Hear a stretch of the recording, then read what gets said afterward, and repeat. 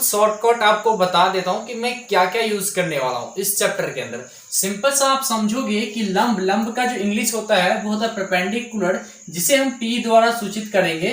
क्योंकि अब लंब लिखेंगे या तो परपेंडिकुलर लिखेंगे काफी बड़ा हो जाएगा। जहां पे आधार रहेगा मैं वहां पे बेस यहाँ पे बी द्वारा रिप्रेजेंट करेंगे।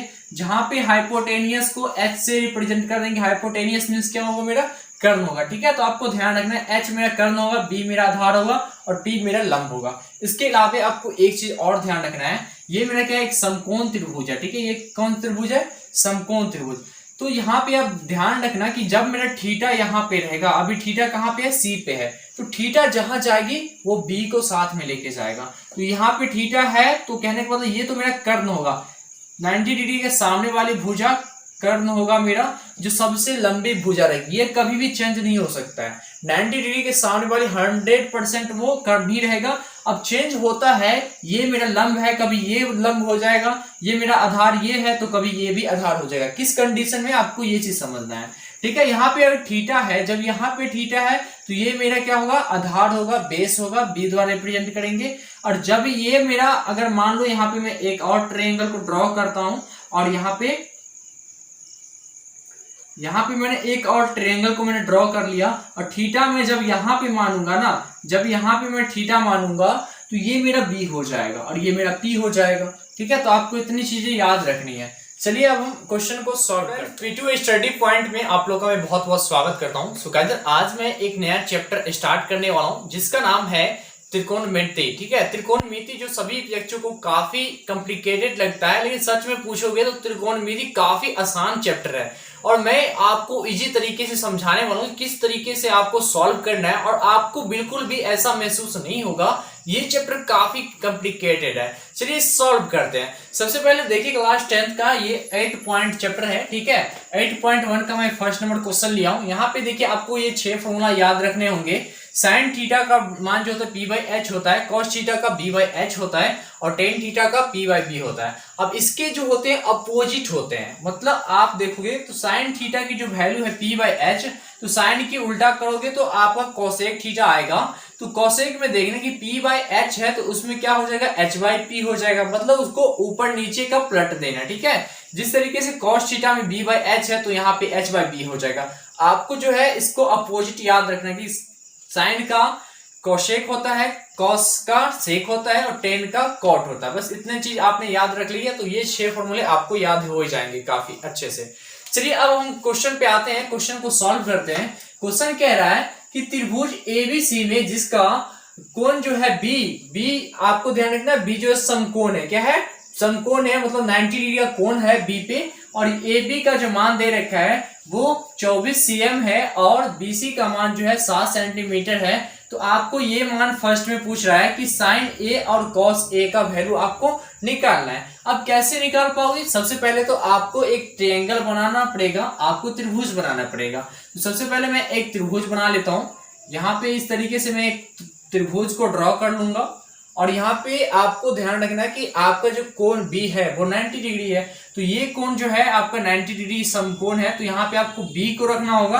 अब आप इस कहाँ पे मान रख सकते हैं, इसको ए रख सकते हैं, इसको बी और ये आपका सी हो गया। चलिए अब जो मान दे रखा है मैं सबसे पहले उसको ड्रॉ कर लेता हूँ।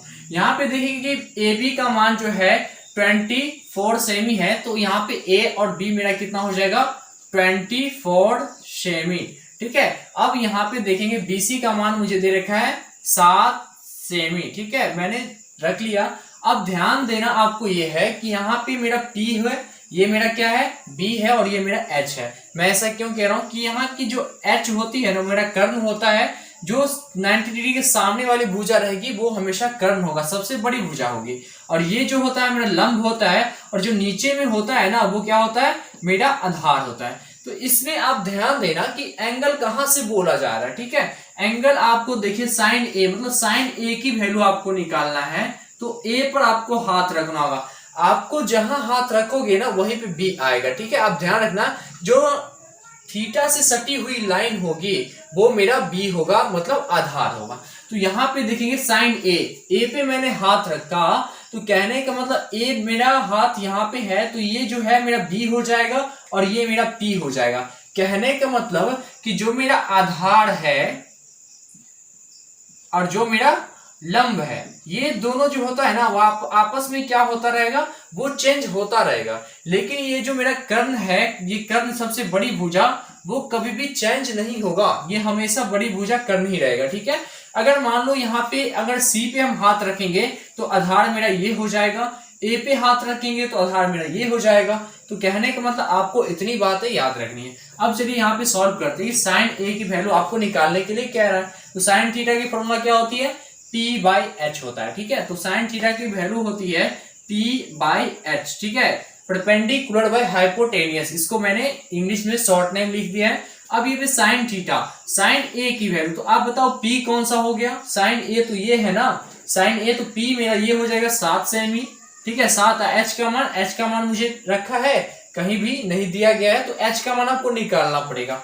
देखो जब भी एच का मान निकालोगे तो आपको 3 फॉर्मूले हमेशा याद रखने हैं। जैसे एच का फॉर्मूला याद रखना, आपको पी का स्क्वायर कर देना है और बी का स्क्वायर कर देना। ठीक है, और इस पे रूट अंडर आपको चढ़ा देना होगा। जब आप मुझे बी का मान अगर आपसे पूछा जाएगा तो आप क्या करोगे, एच के स्क्वायर में से पी का स्क्वायर घटा दो। ठीक है, रूट अंडर डाल दो। इसके बाद अगर आपसे पी पूछा जाएगा तो पी का मान मतलब लंब का मान अगर पूछा जाएगा तो आपको क्या करना होगा, जो मेरा कर्ण है उसके स्क्वायर में से क्या करेंगे, जो मेरा बेस का आधार का जो स्क्वायर है बी, उसका स्क्वायर घटा देंगे। तो इस तरीके से आपको जो है याद रख लेना। ठीक है, ये 3 फॉर्मूले आपको यहां से बन जाते हैं।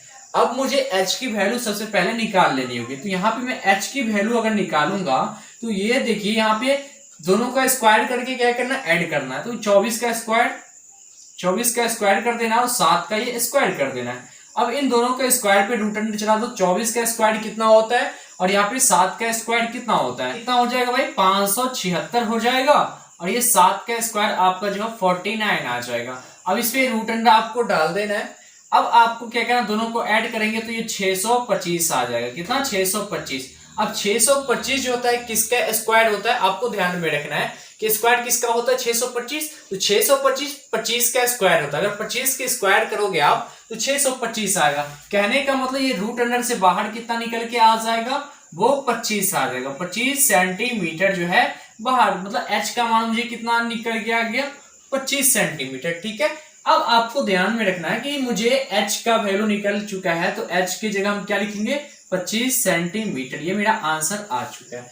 अब आपको क्या कह रहा है, cos a की वैल्यू निकालने के लिए सिंपल सा हम cos a लिखते हैं और a पे हाथ रखते हैं, यहाँ पे हाथ रखेंगे। अब cos की वैल्यू जो होती है फॉर्मूला, वो b बाई एच होती है, तो आपको b बाई एच करना है। तो b कौन सा हो जाएगा, cos थीटा बराबर b बाई एच। तो b तो मेरा यही है 24 सेंटीमीटर, तो यहाँ पे 24 सेंटीमीटर हो गया। और h की वैल्यू कौन सी होगी भाई, 25। ठीक है, तो यहाँ पे 25 आप डाल दोगे। ठीक है, ये सेंटीमीटर जो है इसकी आंसर वो आ चुकी है। तो इस तरीके से आप इसको सॉल्व कर सकते हैं। चलिए नेक्स्ट नंबर क्वेश्चन को सॉल्व करते हैं। तो चलिए अब हम सेकंड नंबर क्वेश्चन को सॉल्व करते हैं और बहुत इजी तरीके से हम समझेंगे आराम से।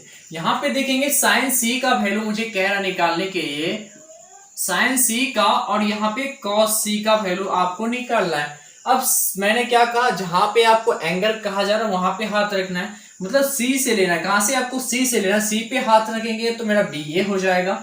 तो साइन थीटा का वैल्यू आपको क्या होता है, सबसे पहले पी बाई एच होता है, और कॉस थीटा का वैल्यू क्या होता है भाई, बी बाई एच होता है। तो इस तरीके से मैं सबसे पहले फॉर्मूला लिख लेता हूं। अब देखेंगे इसके अकॉर्डिंग कि सी के अकॉर्डिंग, सी पे हाथ रखेंगे पी मेरा ये हो जाएगा और एच तो हमेशा ये बराबर रहेगा ही। तो इसका वैल्यू कितना आ जाएगा, 24/25 सेंटीमीटर ये आ चुका है। अब यहाँ पे cos c का वैल्यू निकालना है, तो cos c पे हाथ रखेंगे, मेरा b नीचे वाला ही हो जाएगा और ये मेरा p हो जाएगा और ये मेरा h तो हमेशा h रहेगा ही, ये बदलता नहीं है कभी भी। तो यहाँ पे cos c की वैल्यू क्या निकालेंगे, b कौन सा हो जाएगा, bc हो जाएगा। तो बराबर कितना होगा, ये 7 हो जाएगा। और यहाँ पे h की वैल्यू कितनी है, 25 सेंटीमीटर। ये वो आंसर वो आ चुकी है। चलिए हम नेक्स्ट नंबर क्वेश्चन को सॉल्व करते हैं। सेकंड नंबर को करेंगे। सबसे पहले बोल रहा है कि tan p minus cot r का मान आपको निकालने के लिए कहा जा रहा है। यहाँ पे एक ट्रायंगल जो है दे रखा है, 12 cm जो है इसका p का मान है और h का मान यहाँ पे 13 सेंटीमीटर है। यहाँ पे QR का मान नहीं दे रखा है ना, तो आपको QR का मान निकालना होगा। तो सिंपल सा अगर मान आप निकालोगे तो कैसे निकलेगा, ये मेरा क्या है, कर्ण है। तो कर्ण के स्क्वायर में से क्या करेंगे, लंब के स्क्वायर को हम घटा देंगे। तो सिंपल सा वही काम करना, आपको 13 का स्क्वायर हो जाएगा और माइनस कर देना 12 का स्क्वायर, इस पे रूट अंडर आपको चढ़ा देना होगा, है ना, बी का वैल्यू निकालने के लिए। तो सिंपल सा क्या करेंगे, 13 का स्क्वायर 169 होता है और 12 का 144 होगा। यहाँ पे घटाएंगे तो कितना आएगा, ये 25 आ जाएगा। और 25 किसका स्क्वायर होता है, 5 का स्क्वायर होता है। तो इसका जो आंसर आ जाएगा 5 सेंटीमीटर वो आ चुका है। तो इसका मान कितना निकल के आ गया, 5 सेंटीमीटर। ठीक है, अब आप क्वेश्चन बोल रहा है कि 10p, p पे हाथ रखना है, किस पे, p पे। तो 10 का फॉर्मूला सबसे पहले क्या होता है, p/b होता है। आपको ध्यान रखना है कि 10 का फॉर्मूला p/b होता है और माइनस करना है कॉट का। तो कॉट का क्या होता है, उसका अपोजिट होता है ना, कहने का मतलब b/p हो जाएगा। अब मान आपको रख देना है सिंपल सा p, 10p पे हाथ रखना है। तो p का फॉर्मूला, p पे हाथ रखेंगे तो मेरा p ये हो जाएगा और ये मेरा b हो जाएगा। तो 5/12 हो जाएगा, 5/12 माइनस है तो माइनस करेंगे कॉट r की, r पे हाथ रखूंगा तो ये मेरा b हो जाएगा, ये मेरा p हो जाएगा।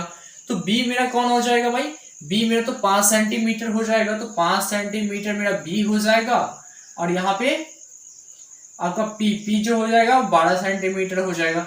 तो कहने का मतलब आप इसको सॉल्व करोगे ना तो कितना आंसर आने वाला आपको, यहाँ पे 12 का 12 आ जाएगा, 5 में से 5 जाएगा तो कितना बचेगा, ये बचेगा 0/12 इक्वल टू का आपको 0 आंसर मिलने वाला है। सिंपल से यहाँ पे माइनस प्लस कैंसिल आप कर सकते हो, इसका वैल्यू आपको 0 आ जाएगा। तो आज की इस वीडियो के अंदर मैं 2 ही क्वेश्चन बताने वाला हूँ।